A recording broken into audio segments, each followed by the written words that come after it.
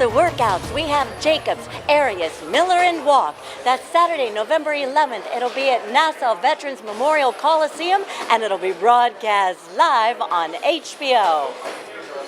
Make a statement to those other 160-pounders out there? I don't feel the need to make a statement to them. I just want to make a statement to the fans because the fans are who support me. I want to be able to give a good fight each and every time I go out there. Luis Arias is a tough contender, and I'm going to prove why I feel like I say I'm the best middleweight in the world come Saturday night. A lot of people say he may have said things that were disrespectful. Is that motivating you at all? Who have said what? Arias has said things that might have been taken disrespectful to you. Does that motivate you at all, or is that getting under your skin a little bit? It was kind of expected, but you know, he said it himself. He's just really trying to pump up the fight. He's trying to pump himself up, I believe, and you know, get himself and his heart and his mind into the fight as much as he can because he realized the challenges that he's going to face Saturday night. Danny, I gotta ask you about this. What's going on here, man? No, we aren't gonna talk about that. No, but does fun like that happen in camp? Are you guys really lighthearted and everything? Yeah, we have a good time, and this is our second time around, but I've known Kristal, and I've been with my team for a long, long time.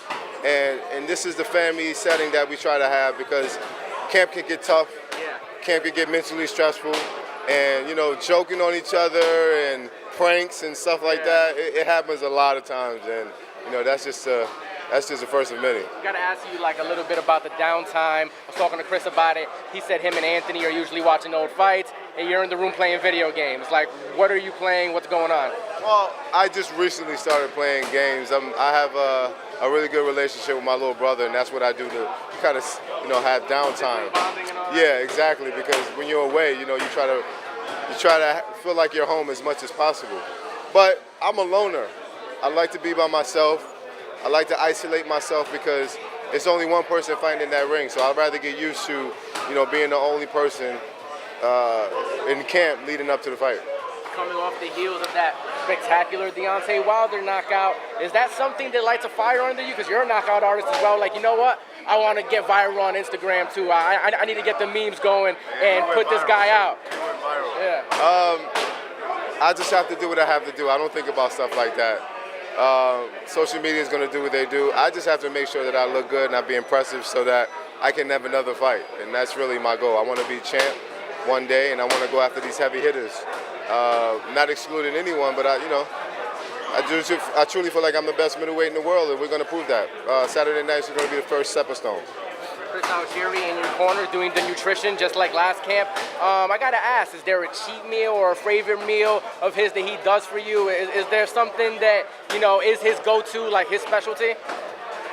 You know, Chris is amazing when it comes to everything, but I've been an aspiring vegan for a very long time, so this camp for me, we've been implementing, well, I haven't eaten chicken for about 2 to 3 months now, and I'm going to continue not to eat chicken for the rest of my life, but we've been doing a lot of bison meals, a lot of healthy veggie meals, and this guy knows a thing or two about putting together some meals, some real healthy vegan meals. So, I mean, I've been strong this camp, I've been healthy, and I feel amazing too. Do you ever have something that you like, you know, like have an urge for, like a sweet or anything like that from past camps, and you know that you're allowed to eat now because Chris has you on weight so good? So I figured out the trick, and the trick is to not allow food in my house. Just Chris brings the food to my apartment, and that's it. But we have nothing that I can get up in the middle of the night because that becomes a habit and that becomes a pattern, and I think that's when the cheat meals start to happen. But you know what? I've been really focused this camp.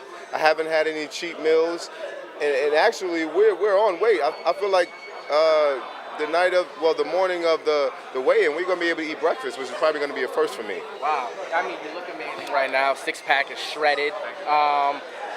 If you had to rank this along with, like, you know, all your other, is this the best shape you've been in? We'll have to see come Saturday night. I truly feel like we had a really great camp, and my last sparring was phenomenal. So I'm looking forward to just, you know, having that same vibe come fight night. Danny, when you say you're a loner, and don't you begin to see that you develop what you have trained for when the lights are out and you're alone by yourself, and it really crashes on you and tells you, what have I done? Am I prepared? Am I ready to get a comeback? But that gives you that inner strength. Absolutely. You have to talk to yourself. You have to understand that boxing is a lonely sport. and it's a mental sport. So if you can have the mental strength to, if you don't have it, to build it, you know, especially when it's important come fight night, then that's what matters. And I think for me, having all that I've gone through in my experiences in life kind of shaped my mental strength. It just helps me be a killer and have that killer instinct inside the ring. When the lights are out at night, everything crushes in on you and say, well, this is where Danny is going to be. Yeah, exactly. I mean, I dream about nights like this, and you know, I make sure that I'm well equipped physically, mentally, and emotionally for these fights. Danny, you don't like to look ahead, but they made that Saunders-Lemieux fight. And I know that you called out Lemieux back in the summer, I think, on Twitter. You heard Cricket's back. No, I didn't hear Cricket's back. He said he didn't want to fight me. He said he didn't want to fight you. Right. But I talked to your promoter today, and if you are to be victorious Saturday, that's a fight that he's interested in for you pursuing. Yeah, absolutely. You still want those guys. You need to keep your eye on them. Like I said before, in no particular order do I want the best, but I think it helps to be champion. And if those top guys don't want to step in right now, then I have to go for the next available opponents. And David Lemieux, who's a valiant contender, and BJ Sanders, who's the champion. Whoever wins that fight, I'm just going after the champion because it's the belts that I pursue. Low-key, was it a little bit frustrating that Canelo Triple G was a draw because you know that perhaps they're going to have a rematch now, and that may take time away from you getting at one of them next? It was expected. It wasn't frustrating. I knew it's the politics of boxing. I mean, sometimes, I would say sometimes you win some, you lose some, but no, like, you know, sometimes boxing, the politics is influence, and we know that. Danny Jacobs, if you come through this and look successful, would a showdown with Andy Lee interest you? What does Andy Lee have to offer right now? I'm looking for the best top middleweights. I respect Andy Lee. I think he's a great opponent. I think he's a former champion. He's respectable, but I just don't know if that fight makes sense right now. I mean, I don't know. David Lemieux, Billy Joe Saunders being tied up, potentially Canelo Golovkin being tied up. It don't leave that many top middleweights around. Charlo could get it. I mean, he's a top contender, right? He considers himself to be the best. So if all else fails, we're going after Charlo. Charlo's on the Showtime side, though. He How can would come that over work to out? HBO. Okay. He can come over to HBO. I mean, he's not contractually tied to anyone. He said Saturday. Yeah, and he said it. That's why I'm quoting him. But at the end of the day, like I said, I want the best. And if I can't get the best, we're going to go down the line, but we're not going to make a huge leap. Are you staying on 160 for a while, or are you thinking of in the back of your head maybe 168 at some time, or you got more work later here? on in my career. Right now, I want to clean out the division. I want to prove that I'm the best, with no doubt in anyone's mind, and then we'll move in the future. What do you make of Luis Arias saying you're not going to hold the center of the ring, you're going to run from him? He's right.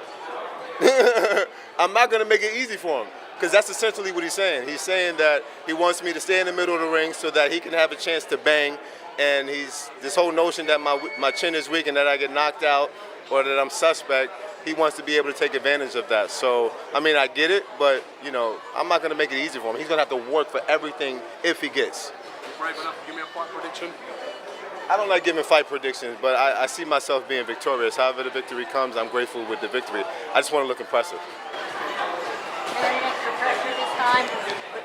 No pressure. Like, when I see my son in the crowd and I see my family and everybody in the stands, it takes the pressure off because it gives me that home feeling. And being in New York, even though we're not in the city, it's still New York, and I have a lot of fans here. I have a lot of people cheering for me. So, no, there's no pressure whatsoever. Is that a comfort zone, Danny, when you see your son in the audience? And you mentioned sometime comically that he sends you signals and he gives you some instructions from his seat. Yeah, he does. We work on that when we're home. I mean, I have the best relationship with my son, and he knows boxing like the back of his hand, and he gives me advice as well. I mean, you know, boxing is a learning sport. I didn't know that I would be able to take advice from an 8-year-old, but I do. Well, you going to let him work in the corner? I'll let him maybe walk me out, yeah. Danny, what have you made of Eddie Hearn? This is his first sort of time of coming to put on a show here on the States. You're top of the bill. Have you seen all the promotion that I've been getting in the last 2-3 months? It speaks for itself. Do you see this as an ongoing relationship between you and Eddie Hearn? Will you be working with him in the future? I mean, my thing is this, whatever makes sense, and I feel like he's a great promoter and he's been doing very well behind me, and I think that, you know, I stand by, you know, the people who do right by me, and at the end of the day, it's making sure that I can fulfill my dream, which is being not only the best middleweight in the world, but a superstar. Thank you, guys. Thank you.